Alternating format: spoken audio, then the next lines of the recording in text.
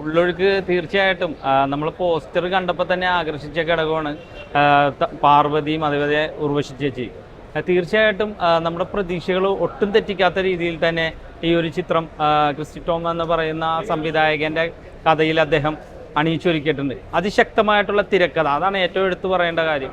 അതേപോലെ അഭിനേതാക്കൾ എല്ലാവരും അവരുടെ റോള് ഭംഗിയാക്കിയിട്ടുണ്ട്. തീർച്ചയായിട്ടും പ്രശാന്ത് മുരളി, അതേപോലെ തന്നെ അർജുൻ, പിന്നെ അലൻസിയറേട്ടൻ, പിന്നെ ഒരുപാട് ആർട്ടിസ്റ്റുകളുണ്ട്. അവരെല്ലാവരും അവരെ മാക്സിമം ഈ ഒരു ചിത്രത്തിൽ നൽകിയിട്ടുണ്ട്, അല്ലെങ്കിൽ സംവിധായകൻ ഊറ്റിയെടുത്തിട്ടുണ്ട് എന്ന് തന്നെ പറയണം. തീർച്ചയായിട്ടും എല്ലാത്തരം പ്രേക്ഷകർക്ക് ഇഷ്ടപ്പെടുന്ന രീതിയിലുള്ള ഒരു നല്ലൊരു ചിത്രമാണ് ഉള്ളൊഴുക്ക്. അത് വേറൊരു സ്റ്റോറി. നമ്മുടെ കേരളത്തിൽ നടക്കുന്ന സംഭവം തന്നെയാണ്. 2018 ഒരു പ്രളയത്തിനെ കുറിച്ചാണ് പറഞ്ഞതെങ്കിൽ ഇത് നമ്മുടെ കേരളത്തിലെ ജില്ലയായ ആലപ്പുഴയിൽ നടക്കുന്ന, കുട്ടനാട്ടിൽ നടക്കുന്ന ഒരു കഥ.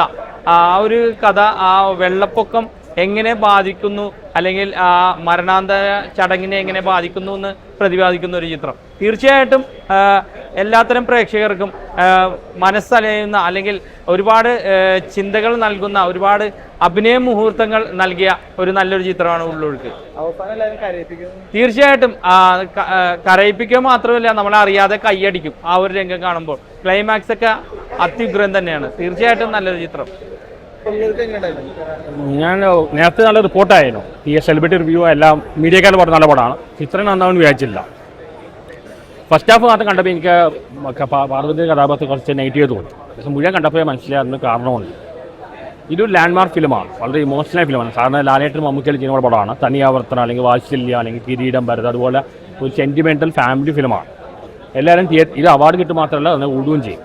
പിന്നെ രണ്ടുപേരും ആർക്ക് അവാർഡ് കൊടുക്കാൻ രണ്ടുപേരും തകർത്ത് കാണിച്ചിട്ടുണ്ട്. പാർവതി മാഡം ആണെങ്കിലും ഉർവശി ആണെങ്കിലും ഇതൊരു റെയർ ഫിലിമാണ്. എല്ലാവരും തിയേറ്ററിൽ പോയി കാണുക. ഇങ്ങനത്തെ സിനിമകൾ ഇതൊരു മലയാളം സിനിമയിലൊരു ലാൻഡ്മാർക്കായി. കാരണം ഇങ്ങനത്തെ പടത്തിൽ കുറവാണ്. ഇപ്പോൾ കാണുന്ന പല സിനിമയും നമുക്ക് രണ്ടാണ് കാണാൻ തോന്നുന്നത്. പക്ഷേ ഈ പടം എത്ര കണ്ടാൽ മതിയാവില്ല. എല്ലാവരും പോയി കാണുക. വയലൻസ് ഒന്നുമില്ല, ഒരു ഇമോഷണൽ ഫാമിലി ഡ്രാമയാണ്. ഫസ്റ്റ് ഹാഫ് കണ്ട് മാത്രം ജഡ്ജ് ചെയ്യരുത്. എനിക്ക് ഫസ്റ്റ് ഹാഫ് പാടില്ല ഇപ്പോഴാണ് മനസ്സിലായത്. മുഴുവൻ കണ്ട് മനസ്സിലാക്കും. നല്ലൊരു മൂവിയാണ്. എടുത്തു പറയാൻ ഡയറക്ടർ ക്രിസ്റ്റോ ടോം, പുള്ളിയുടെ ഡയറക്ടർ ഉഗ്രനാണ്. ഭാവിയിലെ ഒരു ലോഹിതദാസോ അല്ലെങ്കിൽ ഒരു ബ്ലെസ്സിയോ ആവേണ്ട ആളാണ്. പുള്ളിക്ക് ആക്ടേഴ്സ് മാത്രമല്ല, മെയിൻ ആൾ പുള്ളിയാണ്. പുള്ളിക്ക് ഇമ്പോർട്ടൻസ് കൊടുക്കണം. പിന്നെ 2 തന്നെ അഭിനയിച്ചിട്ടുണ്ട്. എല്ലാം കൊണ്ട് നല്ല മൂവിയാണ്. മലയാളം നമ്മൾ ഒരിക്കലും മറക്കില്ലേ. ഇപ്പം കിരീടം വരുന്നത് നമുക്ക് മറക്കില്ലല്ലോ കണ്ടു കഴിഞ്ഞാൽ. അതേപോലെ മറക്കാത്തൊരു ഫിലിമാണ്. ഇങ്ങനെ ഫിലിം റെയറാണ്. എല്ലാവരും തിയേറ്ററിൽ പോയി കാണും. വെള്ളപ്പൊക്കം അത് ടോപ്പിക്കാണ്. ആ സാഹചര്യത്തിൽ നടക്കുന്ന കാര്യമാണ്.